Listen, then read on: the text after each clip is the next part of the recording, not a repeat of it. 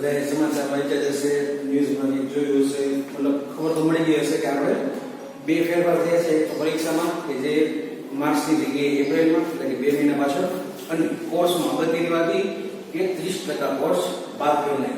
તો આપણને 30% કોર્સ બાદ થયો એમ સાંભળીને મજા આવે. ચાલો ભાઈ અમુક ચેપ્ટર નીકળી જશે કે અમુક આપણે નથી કરવા, એવું કંઈ નથી. ચેપ્ટર 15 એકમ છે, એમાં કાંઈ બદલાવ નથી. ચેપ્ટરમાંથી અમુક ટોપિક કાઢી નાખ્યા છે, મતલબ અમુક મુદ્દા કાઢી નાખ્યા છે.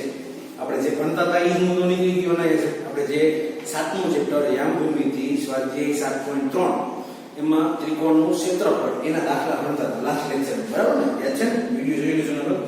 ઈ ટોપિક આપણો નીકળી ગયો છે. મતલબ કે સ્વાધ્યાય 7.3 છે આખું કેન્સલ થઈ ગયું છે. ત્રિકોણના ક્ષેત્રફળના સૂત્રોનો જે ઉપયોગ આવતો હતો ઈ કેન્સલ, બરાબર? એટલે આપણે તો ચેપ્ટર પૂરું થઈ ગયું. 7મું ચેપ્ટર કમ્પ્લીટ થઈ ગયું. 7.3 માં આપણે તમને ખબર છે કે 2 દાખલા કર્યા હતા અને 2 દાખલા બાકી હતા, એટલે 4 દાખલા કેન્સલ થઈ ગયા છે. આપણે હવે 9 ચેપ્ટરની શરૂઆત કરીએ છીએ. 6થું ચેપ્ટર ત્રિકોણ, આમાં પણ એવું છે એટલે હું તમને કહેતો રહીશ વચ્ચે વચ્ચે. અને આમ પણ 6થું ચેપ્ટર છે ને એ જૂના કોર્સમાં 6થું અને 7મું એમ 2 ચેપ્ટર ભેગા હતા, એ આમાં કમ્બાઈન કરી દીધું અને એક ચેપ્ટર બનાવ્યું છે. એટલે આમાં મોસ્ટ ઓફ દાખલા થિયરીના છે. થિયરીના એટલે કે સાબિત કરવાના, કે જેમાં પ્રમેયની રીતે બોક્સ, સાધ્ય, સાબિતી બધું આકૃતિ આવે અને એની ઉપરથી આપણે સાબિતી કરવાની હતી. પણ એ દાખલા આમાં આપણે નહોતા કરતા, જનરલી કરતા જ નહોતા, કેમ કે 4 માર્કના દાખલો પૂછાય છે અને એ 4 માર્કના દાખલામાં પ્રમેય હોય છે. હવે એ પ્રમેય પણ 4 હતા, લગભગ એમાંથી 2 પ્રમેય કાઢી નાખ્યા છે, એટલે આપણી પાસે માત્ર 2 જ પ્રમેય વધે છે. છતાં પણ હું નેક્સ્ટ લેક્ચરમાં આગળ જ્યારે આપણે ભણશું આ પ્રમેય, ત્યારે હું જો બનશે તો તમને પ્રમેય યાદ રાખીશ અથવા તો આપણે સમજવાનું છે. કાઢી નથી નાખું, બધા પૂછાઈ ગયો. તો હવે પહેલા તો ચેપ્ટર નંબર 6 માં આવે છે શું? તો તમને યાદ હોય તો આપણે ધોરણ 9 માં ત્રિકોણ ભણ્યા છે, બરાબર? આમાં ચેપ્ટરનું નામ ત્રિકોણ છે. એટલે એ 9મા ધોરણમાં શું ભણ્યા હતા પહેલા એને યાદ કરી લઈએ. તમને યાદ ન આવે હું લખતો જમ કહેતો હતો કે આપણે ભણ્યા હતા 2 સમરૂપ ત્રિકોણ. ધીમે ધીમે તમને યાદ આવશે કદાચ.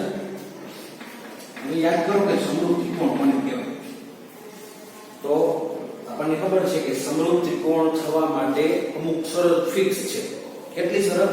તો કે જોડની પહેલી શરત, આ બંને ત્રિકોણની 2 બાજુઓ અને એક ખૂણો સરખો થવો જોઈએ,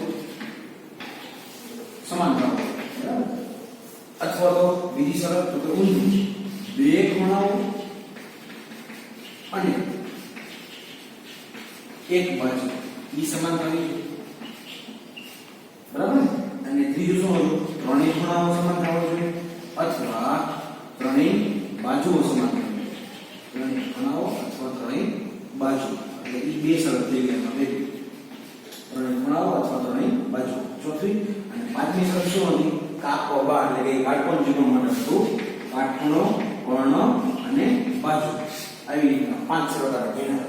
યાદ આવી ગયું? કાટબા એટલે કાટખૂણો, કર્ણ અને કોઈ પણ એક બાજુ. હવે ઈ સમાન થઈ જાય તો બંને ત્રિકોણ સમરૂપ ત્રિકોણ છે એમ કહેવાય. આ આપણે ભણ્યા. ઘણા દાખલા કે સાબિત કરવાના હતા કે ભાઈ AB જેવી PQ છે, BC જેવી QR છે, AC જેવી PR છે, એવું તમને યાદ હોય, બરાબર? એવું યાદ જોજો. આ છે ત્રિકોણ ABC અને ત્રિકોણ PQR. હવે એ બે ત્રિકોણને સમરૂપ કરવા છે. જો આ સમરૂપની નિશાની યાદ આવ્યું? મેં તમને કીધું હતું કે એકરૂપની નિશાની, તો એકરૂપની નિશાની છે ને આમ બરાબરની ઉપર નદી હતી, એને એકરૂપની નિશાની કહેવાય. અને આમાં ખાલી નદી આવે, એ સમરૂપની નિશાની કહેવાય. હવે આ બેને સમરૂપ થઈ ગયા હોય તો કેમ લખતા આપણે? AB બરાબર કોણ આવશે આમાં? BC. તો આ BC એના બરાબર કોણ આવશે? QR. અને AC એના બરાબર કોણ આવે? PR. ચાલો, આ 3 બાજુઓ સમાન જો સમરૂપ હોય તો, બરાબર? તો આ વસ્તુ સરખી છે એમ કહી શકાય. અને પછી તો કે ખૂણાની વાત કરીએ તો ખૂણો A એના જેવો ખૂણો P, ખૂણો B એના જેવો ખૂણો Q, ખૂણો C એના જેવો ખૂણો R, બરાબર? આવી વસ્તુ આપણે ભણ્યા. ત્રણેય બાજુ સરખી થવી જોઈએ તો 3 ખૂણા સરખા થવા જોઈએ. ઈ નિયમનું આપણે આમાં પાલન કર્યું છે. હવે તમારે ટેક્સ્ટબુકની જરૂર પડશે, બરાબર? ટેક્સ્ટબુક બાજુમાં રાખવાની. તમારે ટેક્સ્ટબુકના પેજ નંબર 99 ઉપર 299, બરાબર? એમાં આકૃતિ એવી છે, સરસ મજાની પ્રસ્તાવના આપી છે, ત્યાંથી શરૂઆત થઈ છે ચેપ્ટરની. હવે આપણે એમાં ભણવાનું શું છે, 100મા પેજ ઉપર આપી છે સમરૂપ આકૃતિ. જો સમરૂપ એટલે હકીકતમાં સમરૂપ શબ્દનો મતલબ શું થાય, પહેલા આપણે સાદી રીતના સમજવું. સમ એટલે સરખા અને રૂપ એટલે દેખાવ, બરાબર ને? આ સામાન્ય વસ્તુ છે. સમરૂપ જે દેખાવમાં સરખી હોય એને આપણે સમરૂપ કહેવાય. તો એ તમે એમ ન કહી દો કે બધી આકૃતિ સમરૂપ જ છે. કેમ? તો કે હું એમ કહું કે આ ત્રિકોણ છે, મેં આકૃતિ એક જોઈ લીધી, તમે એને કહેશો કે આનું નામ ત્રિકોણ છે. શું કામ? તો કે 3 ખૂણાઓ છે, 3 બાજુઓ છે. હવે આને કહો આ ત્રિકોણ જ છે, એમાં કઈ ના નથી પડે. કેમ કે એમાં 3 ખૂણા 3 બાજુ, ખાલી માપમાં ફેર છે. એટલે દુનિયાના તમામ ત્રિકોણ છે ને એ સરખા જ હોય. કેમ કે અહીંયા આકૃતિ દોરો તો ત્રિકોણ થશે, તો તમે ત્રિકોણ કહેશો, તમે કહેશો ના છે મારું ત્રિકોણ આવું છે, એ તો વર્તુળ છે, બરાબર ને? એમ કે મારું ચતુષ્કોણ જેવું છે ત્રિકોણ, એવું તો કોઈ વસ્તુ નથી. આ ચોરસ છે, આ વર્તુળ છે, આ ત્રિકોણ છે, બરાબર? એટલે વાત કેમની આવે છે? ત્રિકોણ. તો દુનિયાના તમામ ત્રિકોણ હંમેશા સમરૂપ તો હોય. સમરૂપ એટલે કે દેખાવમાં સમાન જ હોય. એટલે તમે ત્રિકોણ કહો, નવો તો વર્તુળ ન કહો, ચોરસ ન કહો, બરાબર? જો એમાં ઘણી બધી આકૃતિ આપી છે, બરાબર? એટલે તમારી થિયરી અત્યારે હું વાંચી સંભળાવું, તમે કંટાળી જશે. તમારે જાતે ખાલી ટિકિટ વાંચી લેજો, આપણી જાણકારી માટે એ ચેપ્ટરમાં ભણવાનું શું છે, બરાબર? પછી સામેના પેજ ઉપર એક બ્લુ કલરની લાઈન આપી છે 101 નંબરના પેજ ઉપર. હવે સમજો, સમાન બાજુવાળા બહુકોણના અનુરૂપ ખૂણાઓ સમાન હોય અને બીજું તેમની અનુરૂપ બાજુના ગુણોત્તર સમાન હોય તો તે બંને બહુકોણ સમરૂપ છે. આ શબ્દ એવો બહુકોણ ધોરણ 8 માં ભણતા હતા આપણે. ત્રીજું ચેપ્ટર હતું ચતુષ્કોણ, એમાં શબ્દ આવતો બહુકોણ. બહુકોણનો મતલબ શું થાય? બહુ એટલે 3 કે 3 થી વધારે. કેટલા? 3 કે 3 થી વધારે. એટલે કે ધારો કે 3 હોય તો આપણે શું કહીએ? ત્રિકોણ. 4 હોય તો ચતુષ્કોણ. 5 હોય તો પંચકોણ. 6 હોય તો ષટકોણ. 7 હોય તો સપ્તકોણ. યાદ આવ્યું? આપણે આખા ધોરણમાં અલગ અલગ આકૃતિઓ ખાલી જોઈ. તો એને બહુકોણનો મતલબ બીજો કઈ નથી. એ બહુકોણ એટલે એક પ્રકારનું નામ છે. એમાં ત્રિકોણ આવે, ચતુષ્કોણ આવે, પંચકોણ, ષટકોણ, જેવા બધા કોણ આવે. ખૂણા. કોણ એટલે ખૂણા. 3 ખૂણા હોય તો એને ત્રિકોણ કહેવાય. 4 ખૂણા હોય તો ચતુષ્કોણ કહેવાય. તો આ બધા બહુકોણ સમાન ક્યારે થાય એની આપણને શરત એવી. હવે ફરીથી વાંચીએ.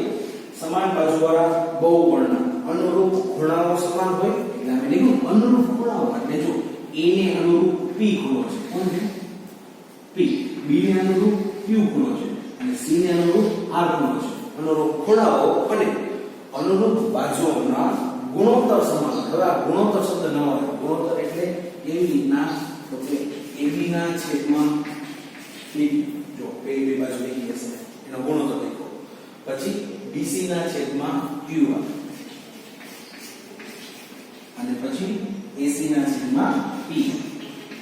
તો આ ગુણોત્તર ધારો કે આ બધાનો જવાબ તમે લઈ આવો છો તો જવાબ સરખો આવે છે 1 ના છેદમાં 2. જો માપ નથી દેતો, માપ તો તમને આનું માપ જોઈને ખબર પડે. મારે તમને કહેવાની જરૂર નથી. પણ હું કેવી રીતના કહેવાનું? ધારો કે આનું માપ છે 3, આનું છે 6, આનું છે 5, આનું છે 10, આનું છે 8 અને આનું છે 16. જોજો હવે જે ગુણોત્તરની વાત કરી એ ગુણોત્તર આપણે સમજીએ આકૃતિમાં.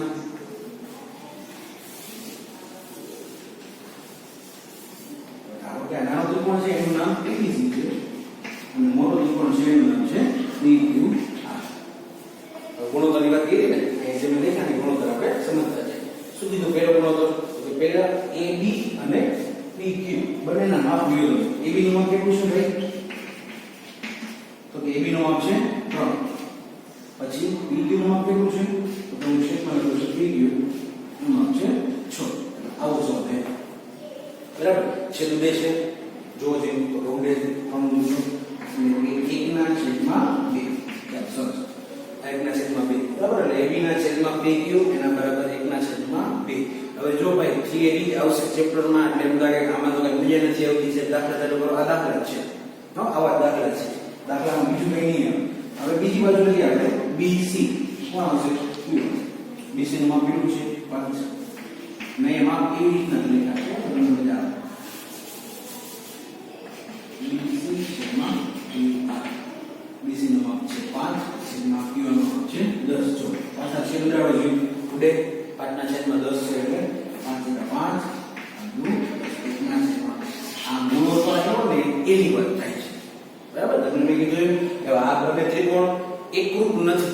એકરૂપનો મતલબ જેના ક્ષેત્રફળ સમાન હોય એને એકરૂપ કહેવાય.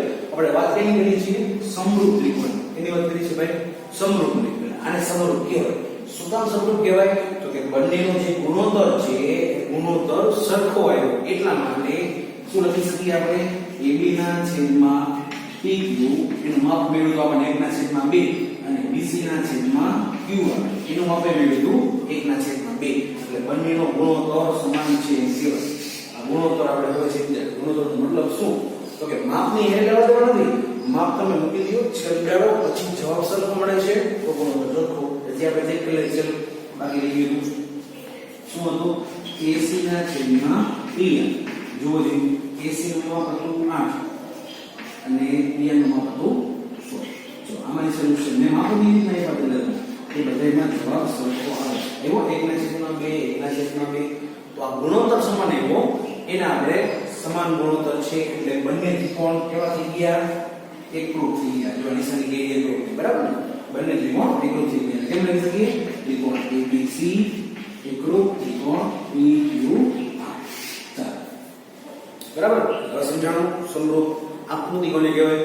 આકૃતિ બધી અમે સમરૂપ જ પણ કાં તો એના જે ખૂણાઓ છે એ સમાન થવા જોઈએ અથવા અનુરૂપ બાજુઓ એનો જે ગુણોત્તર છે એ સમાન થવો જોઈએ. બરાબર હવે પેલા સ્વાધ્યાય 6.1 જોઈએ. થોડી ખાલી જગ્યાએ એવું બધું છે. બરાબર જોઈએ સ્વાધ્યાય 6.1 સ્વાધ્યાય 6.1 પેજ નંબર 103 ઉપર. હવે પહેલો દાખલો ખાલી જગ્યા છે. તમને એનો મેં વાંચીને કદાચ ખબર પડી ગઈ છે કે સેમ ચાર્જ સુધીમાં પેલી કઈ જગ્યા છે બધા વર્તુળો ખાલી જગ્યા છે. બધા વર્તુળો મેં હમણાં કીધું પેલા તો મગજમાં બે શબ્દ વચ્ચેનો તફાવત નક્કી કર્યું એકરૂપ અને સમરૂપ. એકરૂપની જ્યારે કઈ વાત આવે ને ત્યારે માપની વાત આવે છે. માપ એટલે કે બાજુનું માપ ક્ષેત્રફળ અથવા ત્રિજ્યા બરાબર. તો એ માપ તો ક્યારેય કોઈના સમાન હોય જ નહીં બરાબર. એ અલગ અલગ હોય. આકૃતિ સમાન હોય એટલે કે દેખાવ એનો સમાન હોય. આખીની વાત કરી છે આપણે દેખાવની વાત કરી. આખીની માપ કરી છે આપણે તો માપની વાત કરી બરાબર. એટલે બેની જો પહેલો તફાવત છે પહેલો મુદ્દો. બીજો આમાં જે કઈ આવશે ને એ ક્ષેત્રફળની વાત છે અને આમાં જે કઈ માપ આવે એમાં કઈ ક્ષેત્રફળનું કે માપની કઈ જરૂર નથી. ખાલી શેની જરૂર છે માત્ર ને માત્ર દેખાવ. હવે તમને એમ કહો કે એક વર્તુળ છે અને એક ચોરસ છે એને સમરૂપ કહેવાય ન કહેવાય કેમ કે બે આકૃતિ જેવા થઈ ગઈ તો સમરૂપ ક્યાંથી કહેવાય બરાબર. એટલે બે તફાવત સમજો બે શબ્દ લાગતા વળગતા છે એકરૂપ અને સમરૂપ. પહેલામાં શું જવાબ આવશે બધા વર્તુળો સમરૂપ છે દેખાવમાં સરખા છે. એટલે પહેલાનો જવાબ સમરૂપ. તમારે ભાઈ આખી ખાલી જગ્યા લખવાની છે મારી કેમ નથી કરવાનું. મારે લખી પૂછી નાખવું તમારે લખી સાચવવાનું છે. એટલે આ પ્રશ્ન તમે લખશો તો યાદ રહેશે તમે શું જવાબ લખ્યો બરાબર. બાકી જવાબ લખીએ કઈ ગોખવા જેવું થશે. તમને પ્રશ્ન નથી ખબર જવાબ આવડતો હોય કેમ લખશો ખાલી સમરૂપ. શું તમે એ પ્રશ્ન લખો કે બધા વર્તુળો સમરૂપ છે. એવી જ રીતના છે બીજું બધા ચોરસ તો ઈ સમરૂપ હોય બધા ત્રિકોણ ઈ સમરૂપ હોય. બધા વર્તુળ સમરૂપ બધા ત્રિકોણ સમરૂપ બધા ચોરસ સમરૂપ બરાબર. ચાલો પછી ત્રીજો પ્રશ્ન છે બધા ખાલી જગ્યા ત્રિકોણ સમરૂપ છે. બધા ખાલી જગ્યા એટલે તો કે સમબાજુ ત્રિકોણ. જો કેવો ત્રિકોણ સમબાજુ. આ પાછું 9 હોય 9 હોય ને આમ આટલા ધોરણથી ભણીએ છીએ. સમબાજુ એટલે જે ત્રિકોણની ત્રણેય બાજુના માપ સમાન હોય એને સમબાજુ ત્રિકોણ કહેવાય. તો દરેક સમબાજુ ત્રિકોણ છે ને એ કેવા છે સમરૂપ હશે. સમબાજુ હશે ને એ સમરૂપ હોય. એનું કારણ બતાવો. ધારો કે સમબાજુ છે ને આનું માપ 5 આનું માપ 5 અને આનું માપ 5 ત્રણેય બાજુ થઈ ગઈ. પછી ધારો કે આપણે બીજું લીધું કે આનું માપ 15 આનું માપ 15 આનું માપ 15 એટલે તમે બેનું ગુણોત્તર લેશો ને એટલે તમને સરખો મળશે. સમજાવો છો કે તમને જે આ બેની ગુણોત્તરની વાત થાય તો બંનેના માપ આમાં 5 5 છે બધાના આમાં 15 15 15 છે એટલે ખાલી દેખાવમાં તમને સરખા લાગે છે પણ જ્યારે માપની વાત આવે તો એ સમબાજુ ત્રિકોણ જ હશે કેવા સમરૂપ. પછી ચોથી નીચેની ખાલી જગ્યા હવે એમાં બે ખાલી જગ્યા છે. જો બે બહુકોણના અનુરૂપ ખૂણાઓ ખાલી જગ્યા હોય અને બીજું છે તેમની અનુરૂપ બાજુઓ ખાલી જગ્યા હોય તો સમાન સંખ્યાની બાજુઓ વાળા બે બહુકોણ સમરૂપ છે. હમણાં મેં તમને કીધું 101 નંબરના પેજ ઉપર જે બ્લુ કલરની લાઈન વાંચી હતી ને આપણે ઈ જ છે ખાલી જગ્યામાં. જો જે એમાં ચેક કરો જે શું કીધું બે બહુકોણના અનુરૂપ ખૂણાઓ સમાન હોય રેડું 101 નંબરનું પેજ બ્લુ કલરની લાઈન વચ્ચે જ છે અને તેમની અનુરૂપ બાજુના ગુણોત્તર સમપ્રમાણમાં હોય તો બંને બહુકોણ સમરૂપ છે પહેલી ખાલી જગ્યામાં સમાન બીજી ખાલી જગ્યામાં સમપ્રમાણ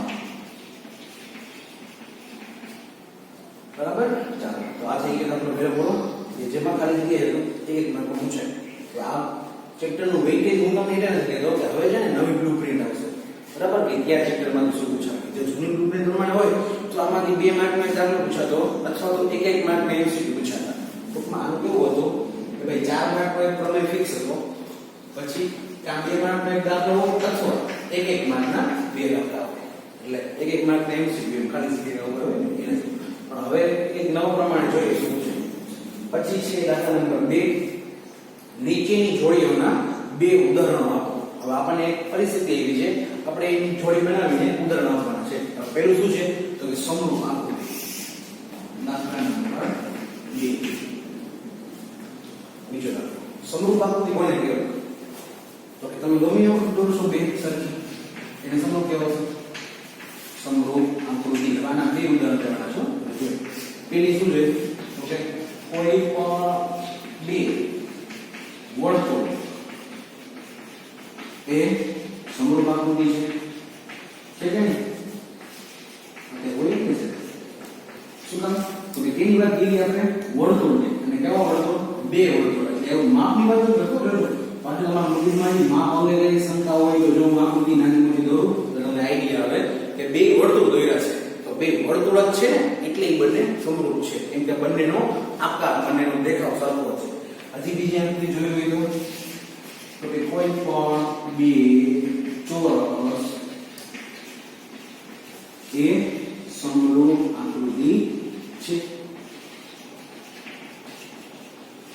ચાલો એમાં આકૃતિ દોરવાની જરૂર છે પ્રશ્ન પૂછો તો કાલે આ બે લખીને બધું ચાલે બરાબર આકૃતિ દોરીને દર્શાવવાની જરૂર નથી કેમ કે ખબર જ છે કે દુનિયાને કોઈ પણ 2 વર્તુળ એટલે વર્તુળ આકારની વાત થાય છે વર્તુળ આકાર તો ઘણી બધી વસ્તુ હોઈ શકે બધાના માપ થોડી સરખા હોય પણ ઈ દેખાવમાં સરખી છે આકારમાં સરખી છે એટલે હંમેશા એ સરખી જ હોય બરાબર એવી રીતના વાત કે ચોરસની નાનું ચોરસ હોઈ શકે મોટું ચોરસ હોઈ શકે બરાબર તમારું જે રાઇટિંગ પેડ હોય ઈ લંબચોરસ હશે મારું બોર્ડ છે અહીંયા લખવાનું ઈ પણ લંબચોરસ છે તો બંને લંબચોરસ છે માપ પણ સરખા હોય બરાબર ચાલો તો આ પહેલો આવતો પ્રશ્ન અને બીજો પ્રશ્ન શું હતો તો કે સમરૂપ ન હોય તેવી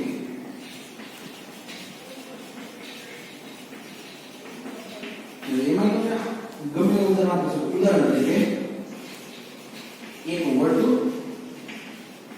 અને એક ત્રિકોણ એ કોઈ સમરૂપ કહેવાય ન હોય એ સમરૂપ નથી સમજો આ 6.1 છે ને એ એટલું બેઝિક છે ને કે આપણે એક વસ્તુ એક કન્સેપ્ટ ક્લિયર થઈ જવો જોઈએ કે સમરૂપ એટલે શું હવે મગજમાં કન્ફ્યુઝન ન રહેવું જોઈએ કે સમરૂપ એકરૂપ આ બધા શબ્દોનો મતલબ શું થાય સમરૂપની વાત શું કરી હવે આપણે સમરૂપ નથી તો કે એક વર્તુળ કે આ વર્તુળ અને એક ત્રિકોણ આ બંને ક્યારેય સમરૂપ થાય નહીં પણ સમજો આમાં એકરૂપ થાય કે નહીં તો કે થાય બંનેના ક્ષેત્રફળ સરખા હોય તો થાય બરાબર ક્ષેત્રફળ એટલે કે આનું સૂત્ર આપણે મૂકીએ પાઈ r સ્ક્વેર આનું મૂકીએ 1/2 પાઈ ગુણ્યા હવે જે જવાબ આવે જવાબ ધારો કે આનો જવાબ આવ્યો 14 સેન્ટીમીટર સ્ક્વેર આનો જવાબ 14 સેન્ટીમીટર સ્ક્વેર તો એ બંને એકરૂપ છે કહેવાય પણ સમરૂપ તો ક્યારેય થશે નહીં સમરૂપ એટલે કે દેખાવ સરખો ક્યાંથી દેખાવ સરખો થાય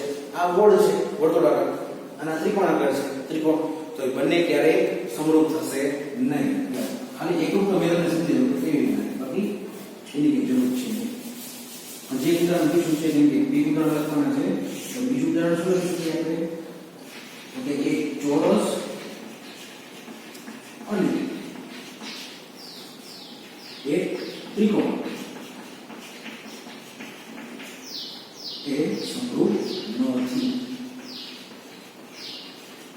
સમરૂપ આકૃતિ ન હોય એક ચોરસ છે એને 4 બાજુ 4 ખૂણા હશે અને ત્રિકોણ છે કે એને 3 બાજુને 3 ખૂણા હોય એટલે એ બંને બહુકોણ ક્યારેય કેવા સમરૂપ થશે નહીં રેડી તો આ તમારે લખવાનું હોય તો લખી દે બરાબર આપણે કીધું તો એમ શીખડાયું હતું ને કે વેબસાઈટમાં પડી જવા તમારે શું કરવાનું સ્ક્રીનશોટ પાડી લેવાનું પછી ગેલેરીમાં જોઈ નિરાતે દેખાઈ કરવાનું ચાલો તો હવે જોઈએ દાખલા નંબર 3 છેલ્લો દાખલો છે નીચેના ચતુષ્કોણ સમરૂપ છે કે નહીં જણાવો હવે આપણને એની અંદર બે આકૃતિ છે એક સમાંતર બાજુ છે અને બીજું છે એ ચોરસ જેવું છે હા છે ને બધી બાજુ સરખી નિયમન પણ જુઓ બે આકૃતિ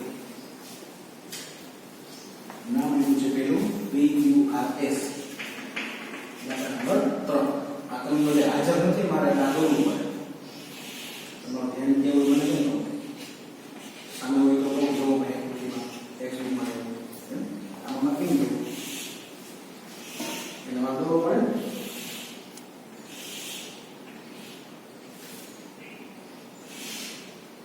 આનું નામ હતું ABC આ તો ચોરસ છે એટલે ચારે ખૂણા કાટખૂણા 90 આ એક દાખલો મૂકી દો ને એટલે થઈ જશે હજી બાકી કન્ફ્યુઝન નહીં હોય તો કે ચલો આ 1.5 ની આમાં એવું છે આ સમાંતર બાજુ છે સમબાજુ બધી બાજુના માપ કેવા છે સરખા દોઢ સેન્ટીમીટર છે આમાં બધાય 3 બરાબર એટલે બંનેની બાજુ તો સરખી જોઈ ખબર પડી ગઈ સરખી છે આ દોઢ છે ને 3 છે ક્યાંથી બંનેની બાજુનો ગુણોત્તર સરખો છે કેવો છે સમપ્રમાણમાં આ ખાલી કે મેં કીધું ને ગુણોત્તર સમપ્રમાણમાં એટલે કેવી રીતના ધારો કે હું અહીં લખું છું PQ એનું માપ કેટલું છે 1.5 અને આના એના કેવી બાજુ લઈએ ધારો કે AB તો ઈ બંનેનો ગુણોત્તર લ્યો તમે તો AB નું માપ કેટલું છે 3 મને સમજો ગુણોત્તર કેમ લેવાય ચાલો 1.5 ના છેદમાં 3 એટલે દોઢ ગુણ્યા 2 કરીએ એટલે આપણને 3 મળે અહીંયા શું આવશે 1 ના છેદમાં 2 કોઈ પણ ગુણોત્તર લેશો તમે બધાયમાં જવાબ શું મળશે 1 ના છેદમાં 2 એ કેમ ખબર પડી તો કે જો આમાં છે બધાયમાં 1.5 આપ્યા છે અને આ બધાયમાં આપ્યા છે 3 તો ધારો કે આની વાત કરીએ QR અને એના જે બાજુ લઈએ BC તો QR નો માપ દોઢ BC નો માપ 3 એટલે પાછું 1/2 1 ના છેદમાં 2 એવું ગુણોત્તર સરખો ચાલો તો બધી બાજુના તમે ગુણોત્તર લેશો તો સરખા જ આવશે દોઢના બરાબર લખવાની જરૂર નથી બે માં ખબર પડી ગઈ બધી સરખી થઈ ગઈ પણ વાત તમે ખૂણાની કરો તો ખૂણા સરખા છે નહીં શું કામ તો કે આમાં બધા ખૂણા કેવા છે કાટખૂણા એટલે કે 90 ના છે આમાં એક પણ ખૂણાનું માપ આપ્યું નથી એટલે આપણને ખબર હોય નહીં કે 90 નો છે 90 કરતા નાનો છે લઘુકોણ 90 કરતા મોટો છે ગુરુકોણ બરાબર અહીં શું લખશું આપેલ આકૃતિ સમબાજુ ચતુષ્કોણ PQRS અને ચોરસ ABC બાજુઓનો ગુણોત્તર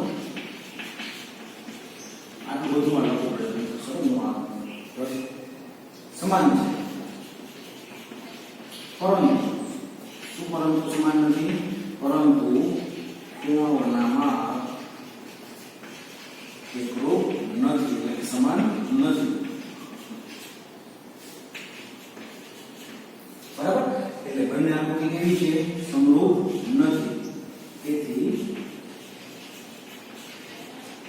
બંને આકૃતિ સમાન નથી બરાબર એવું નથી કે ખાલી બાજુ સરખી થઈ ગઈ એટલે સમાન બરાબર તમને કીધું કે સમરૂપ તો છે જે એકરૂપની વાત આવે ત્યારે બંને આકૃતિઓ સમાન નથી નો મતલબ શું થશે એકરૂપ નથી એવી નથી જો આના ખૂણા 90 આપી દીધા હોત ના આપણે બરાબર તો બંને કેવા થઈ જાય સમાન પણ આ તો સમબાજુ છે એટલે સ્વાભાવિક છે કે એના ખૂણા 90 થાય જ નહીં એમ ત્રાસો દોરસ હોય ને આપણે ભણી આઠમામાં ભણ્યા નવમામાં ભણ્યા ત્યારે મેં કીધું કે આનો ઉપયોગ ખાલી આવી રીતે દાખલામાં આવશે ઓળખવાનો આ સમબાજુ છે અને આ ચોરસ છે ખાલી ખૂણા ઉપરથી ખબર પડી જાય બરાબર કેમ કે બાકીના બધા માપ સરખા છે જો બધી બાજુ સરખી અમે તો તમે આ સમબાજુ આને સમબાજુ કહેવાય પણ ખૂણાઓ કાટખૂણા થઈ ગયા એટલે કેવો થઈ ગયો એ ચોરસ તો ખાલી બે ત્રણ પોઈન્ટ જે લખવાના હતા એકરૂપ નથી આપણે પૂછ્યું એકરૂપ છે કે નહીં આપણે જવાબમાં શું લખી લીધું કે બંને આકૃતિ એકરૂપ નથી અહીં નીચે લખો તમારા